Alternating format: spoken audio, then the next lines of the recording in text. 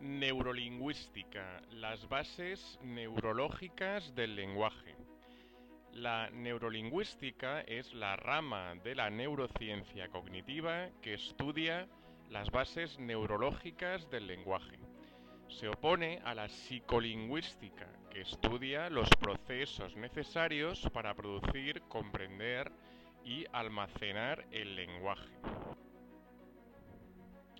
Vamos a hacer un pequeño recorrido por la historia de la neurolingüística desde la antigüedad. El primer tratado complejo sobre el cerebro se debe a Imhotep, que vivió en el antiguo Egipto en torno al 3000 al 2700 a.C. Él denominó al cerebro el tuétano del cráneo. En un papiro conservado se mencionan 27 casos de lesiones cerebrales con sus consecuencias. Sin embargo, el primer precedente de nuestra concepción actual sobre el cerebro y su relación con el lenguaje se debe a Hipócrates, que defendía su primacía frente a Aristóteles, para quien las sensaciones, la inteligencia y el movimiento residían en el corazón. Pero la primera evidencia científica del sustrato neurológico del lenguaje se debe al doctor Pierre-Paul Broca durante el siglo XIX y la presentó en el Bulletin de la Société d'Anthropologie. Aquí describe el caso de un paciente con una lesión en el lóbulo frontal izquierdo, considerada por Broca responsable de la falta de habla. Los trabajos de Broca despertaron interés en un joven psiquiatra de 27 años, Karl Wernicke, quien describió el síndrome afásico. En él sostenía que el lenguaje implica programas motores para la producción y sensoriales para la percepción, residiendo cada uno de ellos en partes distintas del cerebro. Ya en el siglo XX comenzaba con un conjunto de investigaciones llevadas a cabo por don Santiago Ramón y Cajal, en las que establecía la neurona como unidad básica de la computación cerebral y que serían esenciales en el futuro de la neurociencia. No en vano, en 1906 recibe el Premio Nobel de Medicina.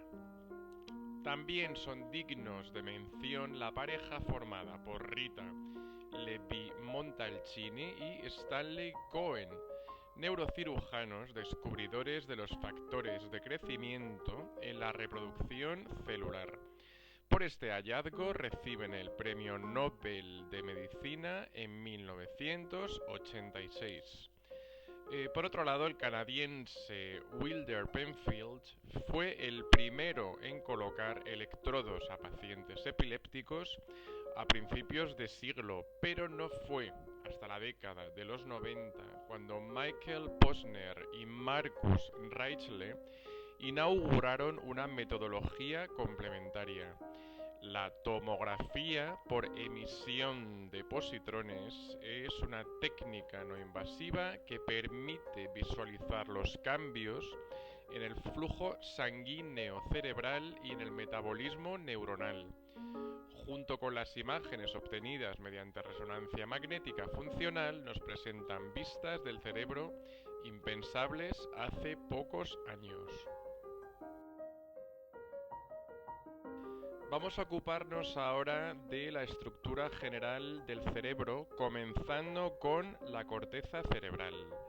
Esta está situada inmediatamente debajo del cráneo y constituida por un tejido blando que se pliega y se repliega, comprimido en numerosas circunvoluciones que permiten a la corteza aumentar su superficie dentro de un reducido contenedor. Las prominencias de la corteza se denominan giros y los valles entre ellas se denominan surcos o cisuras. Calificada como sustancia gris por su color, que está determinado por una enorme cantidad de neuronas, cuando está vivo, el cerebro, sin embargo, es de color rosa. Bajo la corteza, billones de haces de fibras conectan unas zonas del cerebro con otras, constituyendo la sustancia blanca.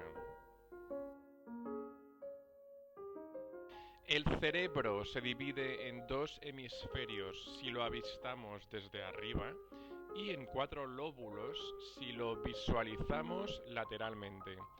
Vamos a ocuparnos de los lóbulos. El lóbulo frontal, en primer lugar, se encarga especialmente de planificar acciones y de controlar los movimientos. El lóbulo parietal se especializa en el sentido del tacto y de la imagen corporal. El lóbulo occipital interviene de forma determinante en la visión. Y por último, el lóbulo temporal es esencial para la audición, la memoria, el aprendizaje y las emociones. Las neuronas son las células del cerebro. Todas ellas están formadas por un cuerpo denominado soma, cuyo núcleo almacena información genética, y por 2 tipos de prolongaciones. Las dendritas, en primer lugar, son las variadas ramitas de una longitud más corta y que rodean al soma, recibiendo señales de las neuronas vecinas.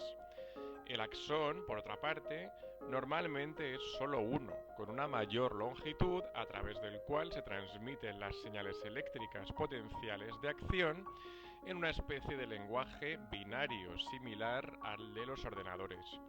El punto de contacto entre el final del axón de una neurona y la dendrita de la otra se denomina sinapsis. Existen sinapsis eléctricas que transmiten señales y sinapsis químicas que pueden amplificarla.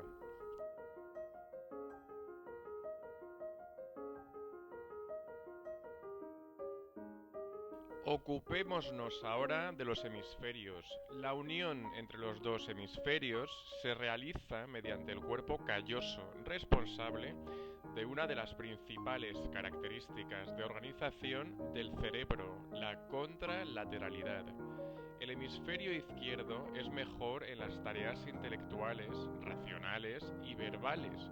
El derecho responde mejor ante estímulos sensoriales, emocionales, de orientación espacial y para respuestas intuitivas.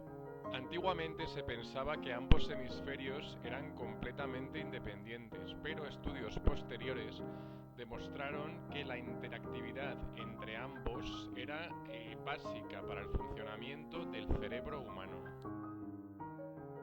Reconectando con la parte histórica descrita anteriormente, vamos a ocuparnos de los áreas lingüísticos del cerebro denominados de Broca y de Wernicke, respectivamente. El área de Broca se encuentra próxima a la zona de la corteza que controla los movimientos de la cara y de la lengua, aproximadamente a la altura de la sien, y es responsable motora del lenguaje. Sin embargo, el área de Wernicke, dedicada a la comprensión del habla, se encuentra en la región cortical, donde se procesan los sonidos, cerca del oído. Ambas están conectadas por un potente haz de fibras denominado fascículo arqueado.